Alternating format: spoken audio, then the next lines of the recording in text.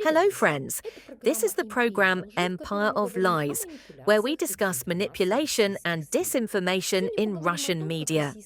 How Russian propaganda turns war into a Slavic civil conflict.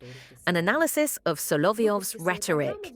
In this episode of his program, Vladimir Solovyov offers European viewers a highly revealing example of how Russian propaganda explains the meaning of the war against Ukraine, while simultaneously attempting to integrate it into an ideological system in which Russia is not an aggressor, but a forced participant in a civilizational confrontation.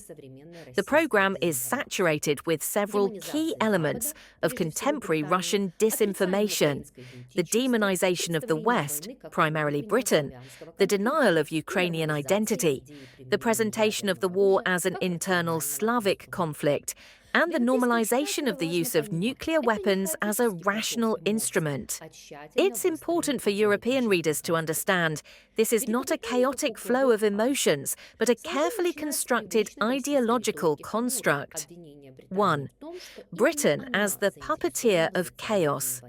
Solovyov begins with a familiar trope in Russian rhetoric, accusing Britain of being interested in prolonging the war. The logic is simple. The US is allegedly acting too directly and taking responsibility. Britain is acting covertly, pushing Russia to weaken Russia from within. This scheme exploits the old propaganda myth of London as the center of global intrigue, an image the Russian authorities have cultivated for decades. But more importantly, the war is presented as a project of external forces, not Russian aggression. Solovyov not only denies Russian responsibility, he turns the West into a source of chaos, supposedly manipulating events to destroy Russia through internal destabilization.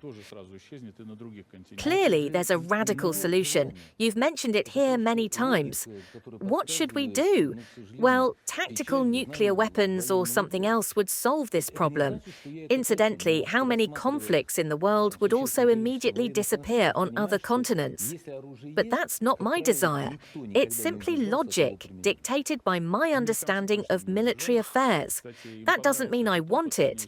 But when you consider a significant number of military conflicts, you realize that if weapons exist, as a rule, no one has ever refrained from using them. The Americans certainly didn't. Incidentally, they enjoyed this experience.